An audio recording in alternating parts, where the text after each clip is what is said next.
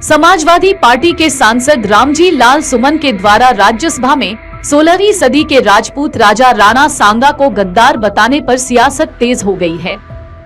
पूर्व सांसद आनंद मोहन ने अपनी प्रतिक्रिया देते हुए कहा कि ये अल्पज्ञान का परिचायक है। उनको कुछ बोलने से पहले इतिहास को पढ़ना चाहिए। बाबर को इस देश में बुलाने वाले राणा सांगा नहीं, इब्राहिम लोदी के सगे चाचा आलम खान लोदी थे और दौलत राम थे। राणा सांगा के बारे में इतिहासकारों ने कहा कि न केवल देश बल्कि दुनिया में इतना बड़ा पराक्रमी योद्धा शायद ही इतिहास में हुआ हो। उनकी तुलना नेपोलियन बोनापार्ट से की गई। ऐसे महान पराक्रमी वीर शिरोमणि राष्ट्रनायक राणा सांगा के बारे में गद्दार कहने वाले पर सभापति राज्यसभा को तुरंत एक्शन लेना चाहिए और उनकी मेंबरशिप खत्म करनी चाहिए, जो इस तरह की भाषा का इस्तेमाल कर रहे हैं। मैं बार बार कहता रहा हूँ कि वो कौन व्यक्ति, अगर किसी का मानसिक संतुलन ठीक नहीं है, तो वो कौन व्यक्ति हैं जो बिहार में रहकर आज 2 दशक से देश की राजनीति को अपने मनोनुकूल उंगली पर नचा रहे हैं।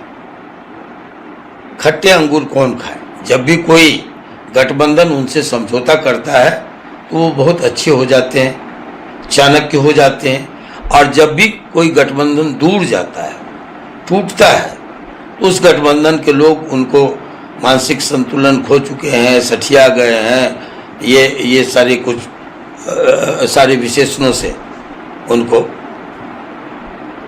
तो ये सब, मैं इन बातों पर कोई विशेष महत्व नहीं देता ना।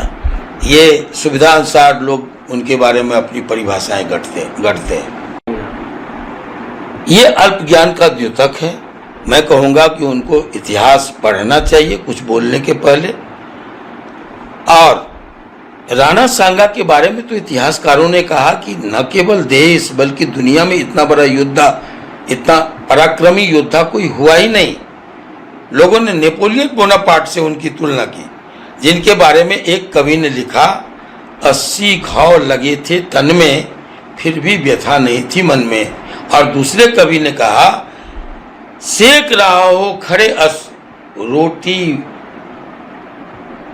नीचे कर भालों को, खोज रहा बेवार आज फिर उन अल्लड़ मत वालों को। इतने बड़े पराक्रमी योद्धा के बारे में कुछ भी कहने के पहले 100 बार सोचना चाहिए।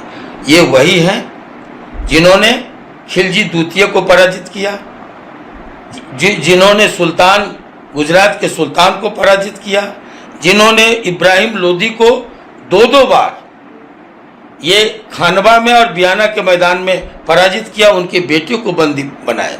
इसलिए मैं कहूँगा कि राणा सांगा जैसे महान योद्धा के बारे में कुछ भी बोलने के पहले 100 बार सोचना चाहिए। और निश्चित तौर पर समाजवादी पार्टी और सभापति राज्यसभा को इस पर एक्शन लेना चाहिए, उनकी मेंबरी खत्म करनी चाहिए। अगर आप ये वीडियो YouTube पर देख रहे हैं तो हमारे चैनल को सब्सक्राइब करें और बेल आइकन को दबाना ना भूलें। अगर आप Facebook पर ये वीडियो देख रहे हैं तो हमारे पेज को लाइक करें।